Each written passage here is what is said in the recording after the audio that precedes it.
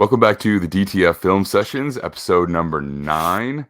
Today we're going to be talking about Jalin Hyatt, the wide receiver out of Tennessee. I'm Max Dean. You can find me on Twitter at @TheMaxDean. I'm here with Nick Merriam, our director of draft content and scouting at Defiant Takes Football. He is Nick with Sports on Twitter. Nick, how you doing today, man? Doing good. We have a fast video for you in honor of this player. Yeah, the skill set is streamlined, let's put it that way. So Hyatt, he's a speedster out of Tennessee. He's currently listed at 6 foot 185. I'd ask you to give the highlights of kind of what his tape says, but I think we've already kind of laid it out there. But how are you feeling about his listed measurables? Because we're going to get a lot of these are going to be official measurables going forward because it's combine time. But at least as of now, the combine hasn't started while we record this. So how accurate would you say that is? I think he is 6 foot, like on the dot. As I personally could see him being more likely taller than shorter. So that makes me think he probably is just 6 foot because he's definitely not taller considering how these teams measure their players. But yeah. 185, it could be 180. I don't know. He's very skinny. His build, you're going to see it, and I'm sure a lot of people who are watching this video because you've probably watched a lot of college football if you're all in the draft or NFL. His body type is just strange. Like he has the legs of a 7'2" person, and then his upper body is just like completely stunted. Like it is a quarter of his build is his upper body. So he is. Trying to remember who reflects that because I've seen that build in a receiver before where he's just all legs and they just go.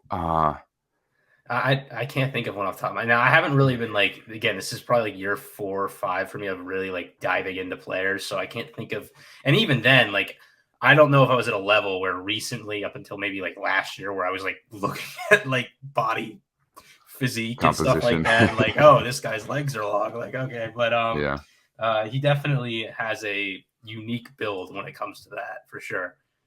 Yep, and he's real fast. So let's watch him burn some guys, and we're going to jump into the tape here. All right, so I'm going to let this play through, and then we can go back and check out any individual details that we want to.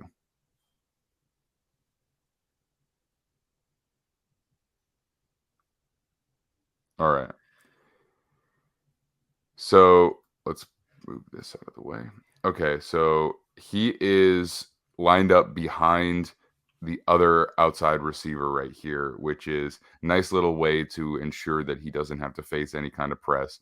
And you know what, Nick? I'm gonna let you do the honors because this is kind of what you do. So you go for it. Yeah. So this Tennessee offense is a cheat code. It's brilliant, but it's also something that really works because of the hash marks in college and their ability to spread the field. Now, in this case, they're in the middle of the field, but they get Kentucky kind of in these cover 4 looks consistently because of how they spread you out, right? They will stack their receivers. They will put them on the numbers or even sometimes, and a lot of times outside the numbers. They'll even put them pretty close to the sidelines sometimes. And they'll just have these reduced boxes. You have a decent offensive line. It's not a great pass blocking unit, but a better run blocking unit. And a 6'5", 230 quarterback who can run. So it puts you in these situations where you can run bubbles out a bunch. You can get free releases for your fast receivers. You can throw the ball downfield and then always have the threat of the read option against a light box. They're 5v5 right now with the extra man being the quarterback. So if they run read option here, they're probably going to pick up 3 or 4 yards. They might not get the first down, but there's a good chance they get even more. It is a design that based on the talent that is on this Tennessee offense works really well. And considering, how well it worked against SEC competition, it's impressive. But Kentucky's going to give you this cover 4. And in the NFL, cover 4 has more technical, differences based on different looks. But in college, they kind of will tell you pre-snap, we're going to be clouding, we're just going to be, which is not actually the term, but we're just going to kind of be playing quarter zone. Or what a lot of teams will do is we're going to play man on the outside and just expect that there's not going to be a cover 4 beater. And so Tennessee just runs cover 4 beaters nonstop with their speed receivers. And so here you get a clear out on the man receiver on the man corner on the outside, which clears the space. And then you've got Hyatt kind of trailing slowly and then kind of racing into that space behind. And this will happen a lot of times on tape. And you can see the burst, but I just think it's important to note early in this tape that they really schemed a lot of big plays. And it's difficult for me. And we talked about Hooker in the quarterbacks video, how it was difficult for me to break down his tape. It's same with the receivers, because this is just a straight up zone beater, right? Kentucky is not ready to defend against this route combination. And if it's run, it's a touchdown, and they have the right play call. Now, I don't know why Kentucky doesn't make adjustments in this game. As we're going to show later, this happens again.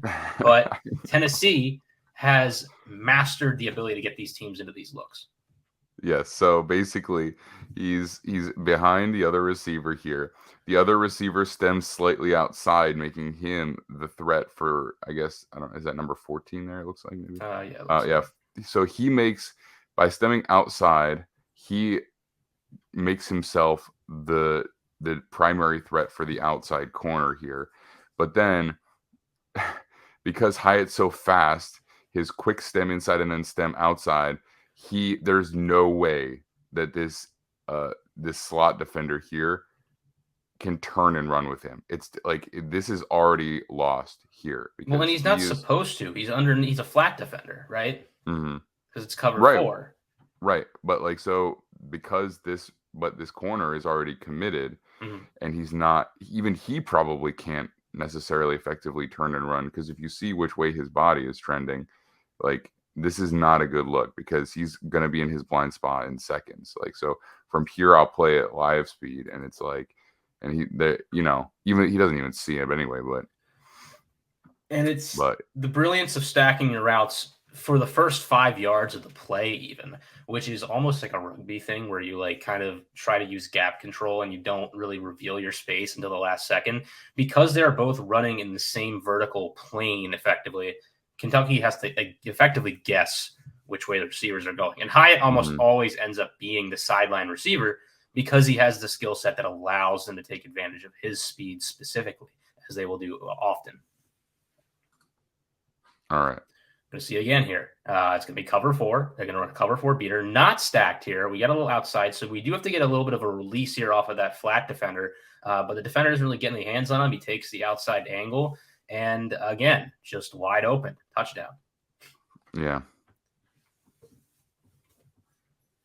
And so I think the point that I'm trying to make early on here is that I think you're looking at a receiver that maybe like Tyquan Thornton last year, who people were maybe less knowing of, and he got drafted highly because of his speed, and was maybe a better player than I think the consensus thought he was, but he's not, he's a speed player, right? This is a guy that gives you likely low 4.2s type speed, a nice frame that he can catch the ball in transition with. And you're going to have an offense that needs a guy that you just add a little bit of a vertical threat with, because you're not going to be asking him to do a lot more than this. And he's very good at it. But as we're seeing with Tennessee here, it's a part of their build to allow him to get open. So you can't just draft this guy and expect that he is going to be winning on routes for you consistently just because of his talent, and he will if you're running go routes versus press, or maybe not versus press, versus like off man or just zone. But it's a little bit more complex than just adding speed to your offense, I think. And a lot of people throw that term around. It's fine, but like when we think about a guy like Tyreek Hill, right? He's a guy that you get the ball in his hands. He's not just fast, and I even think that the fastest man in the world thing is kind of a dumb thing that people say. He has the best acceleration in the world. He's more of a high 4.3s guy. And he's also extremely shifty. It's his elite stop-start ability. Hyatt's not an elite stop-start guy. He's just a put your head down and run type. So you need to have the run game to suck the team in. Maybe this is like a Ravens, maybe he's a Marquise Brown replacement for Baltimore. Like that would be the type of fit I'd think of. But here we're going to see against off man, he does have the ability to just cook corners because of his speed alone. Now this is without over-the-top help because it's a single high look. And I believe this ball actually gets underthrown and doesn't catch it. But you can see here that he has the ability to kind of just give you a little inside stab and then just run right by you. And this is against, I believe, a good player. I don't know if it's Chris Smith. It might be somebody else. But I just assume that if it's a Georgia defender, they know what they're doing. Yeah, I mean, that's probably fair. But, all right, so he's playing out of the slot largely. It looks like slightly off the line, and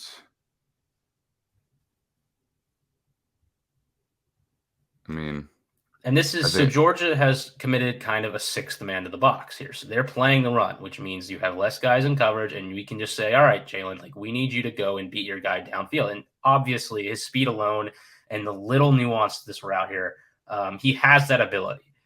It's all about how you set it up. And that's the same. It's going to be the same for wherever he ends up in the NFL. so. Being a single high look, I'm slightly surprised that the corner gives him the outside leverage there, but I guess he's just fast enough, and he's playing far enough off because he's worried about the speed that I guess Hyatt can kind of pick his leverage at this point, but you would still think that he would try and force that inside as much as possible. And you can see he does a good job here of attacking kind of the midsection of the corner as he's turning, so that when he does kind of break outside a little bit, he's got him flat-footed. And he's just now you got the defender in a situation where he has to move horizontally to get vertical to run with you, and now you're accelerating to catch up, and already you're going against a guy who just is going to run faster than 99.9% of the players he goes up against.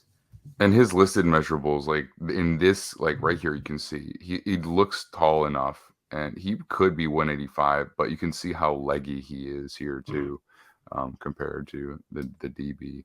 But again, it's slightly nuanced, but the reality is that there's not a ton that went into this play. It's just I'm real fast. Yep. All right, so I wanted to show this. This is a curl route because he's going to have to work on everything else, in my opinion. And this is why I'm probably going to be more of a late second on this guy. And some people have him as a first round pick. And, you know, there are some other things we could talk about in this game when we get out of the video that I think are important. But, you know, normally you see some of these speedsters in college and their one other route is the curl route. And I don't really know if he has the, you know, foot quickness and maybe even just the technical expertise to run these routes off of the vertical routes. Yeah, and this is obviously a horrible throw from Hooker, and he gets some separation, so maybe this is a catch if the ball is better. But it concerns me that it takes like 5 steps for him to slow down. And also, I do think he sinks his hips decently, but it doesn't look like this is natural for him yet. He is a raw talent. Like I think there are some people that look at the speed and they go, if that's what you are and you're good at that, that's enough. But we know in the NFL, you're not running 4 verts every day, right? You can do that in college to an extent. But for him, it's going to have to be either you're on the field and off the field for specific situations where we need the deep route, which is a tip to the defense in itself. So it probably won't happen. Or we're going to find other ways to use you. And, you know, I don't think teams view him as a slot only player because he's not really playing like a slot receiver. He's kind of playing an offense and almost uses every receiver as an outside guy. But yeah, he's not refined enough to do all the things that you need a slot guy to do because you have to manipulate a lot of defenders as a slot guy. You know what I mean? It's not just about beating your man, which is pretty much what he does. But so it's like a 10-yard, then 15-yard curl. You see right around here, he has like a one final leg, like long step here to really sell the deep, and then he starts to slow down. So it's 1, 2, 3, 4, 5 steps to turn around, and that's not really exploding back to the ball either. But again, not a good throw and separation, but which I think vertically, like the vertical part of this is good. Like again, we see the same thing we saw in the last play. He attacks the midsection of the middle of the. If you drew a line right down from the head of the defender down to the field, right? He attacks that line perfectly, and then he kind of gives you a little outside look to get the corner running towards the sideline, and then stops. Like that part of it's brilliant, but it's the footwork at the top of the route. It's the ability. Maybe to sink earlier because it helps you slow down more, or to kind of create more of an illusion with, you know, long strides that are slowing down. He's got to work on this a little bit, and I think he's capable of it. It's just I don't know how much Tennessee asked him to really do this. It was a lot of the same route from him. Up until right here, it's a good route that accentuates his ability, and then his hips are sunk, but he's also leaned forward a little bit too much if you're trying to turn your momentum backwards right there. But all right, let's hit the next one. Got to get him All right, this is the skiing a last little play bit. for Get him. used to sitting Yeah. on your butt a little more. All right. Okay. So now we're going to talk about some good things. And this is a not much of a route, really. It's just kind of a quick step out post. But I think it's important to note that his frame is decent for a guy who's trying to track and catch the ball downfield. And he's able to catch the ball through contact. We see this a good amount from him when the ball is thrown into tighter windows. He has the ability to kind of adjust his body control and keep the ball through hits. I wouldn't call him like an amazing contested catch player, but for a guy with his frame who plays his style of football, if you're going to ask him to go and get the football, he does a decent job of it, right? Just building off of kind of the vertical speed he already has, the ability for him to beat you deep and then just go and get it will be better than most players in the league. Once again, but it's how you set this up. In this case, he's just got a corner that's playing deep. We've seen this now. A lot of players are kind of doing this outside turn because that's how Tennessee has beaten them all year, right? And so now they've schemed him to run back inside. Hooker does not put this ball on his numbers, right? It is behind him, and he's moving fast. Like we've seen him run before. This is maybe not the fastest route he's run, but I think it's impressive to see him kind of be able to run at full speed, turn, catch this ball behind him, and then hold it through contact. Mm-hmm. Yep. So little outside head fake right there. It's not a lot, but you get the shoulder head, and then that kind of sells the defender a little bit more. Back inside, you get to his blind spot. At this point, you're going to outrun most defensive backs with him as a player. Maybe not all NFL defensive backs. And then he makes the adjustment, which you can see a lot better from the end zone because you can see how far back he has to reach for it. So it's not just reaching back. He has to twist his full body. So it is a tough catch. Manages to reel it in. All right. So that was all the clips. I do want to say really quickly, I think a lot of GMs and coaches are going to fall in love with this guy because the one thing I didn't really want to necessarily find a clip with, we did this with Addison, but it's kind of more just because Addison's smaller than this guy. This guy's really tough. Like he will block. He will get feisty in between snaps. He will... he almost started a fight against Alabama. Like Hyatt he has the energy you want from like an NFL guy. Like he is revving to go every Saturday and will be every Sunday. Because of that, he's the type of guy that you kind of just like from watching the tape. I've never met the kid. I haven't talked to him. I don't know, but like there's a passion there for football. Like he has a learning process, but you'd hope that translates to like his passion is going to help him, become a better receiver as time goes on. And I think it will. But the thing is, like, we just summed up his whole game in like 5 clips, and a lot of them were very similar. So, you can go back and watch the Alabama game. There's a lot of touchdowns that were similar to the Kentucky ones we saw. There's a couple where he does just kind of beat a guy one-on-one versus off man, like we saw against the Georgia defender once. There's one where it's a crossing route where he catches it in space. He beats a guy to the corner because he can run fast. The weapon is his speed. There's no other player that has his combination of burst and a long speed in this draft, right? At least at the weapons, Devon Achane, or A-Chain, however you say it. But he's going to be a guy we're still kind of figuring out what position he fits at. Hyatt is definitely a receiver because he has the hands, because he has kind of the deep route nuance to play the position, and because of the production we saw in college. I mean, the guy was up for Blitnikoff. I think he actually won it too. There's something to build off of there in terms of like he has traits that are extremely high level, and everything else is just kind of where's the rest of his game. We've got to develop something here, whether it's figuring out how to run more underneath routes, whether it's we're just going to have you make contested catches more often, whether it's we're going to have you as a gadget guy a little bit more. I don't know what that is yet, but I think this is one of these guys on draft night where wherever he ends up, we kind of get an idea of how he's going to be used, because depending on what offense it is, they're going to be looking for a specific type of speed receiver. And I think, you don't want to put too much stock into this, but it does come into play to some degree. If I remember right, he absolutely went off against Alabama, which was, I think, the biggest game of the year for Tennessee. And it really put them in contention for the CFP playoff. And I think Tennessee was kind of fringe, and ultimately they didn't make it. But that is a big game to go off in the SEC against a Nick Saban-led defense.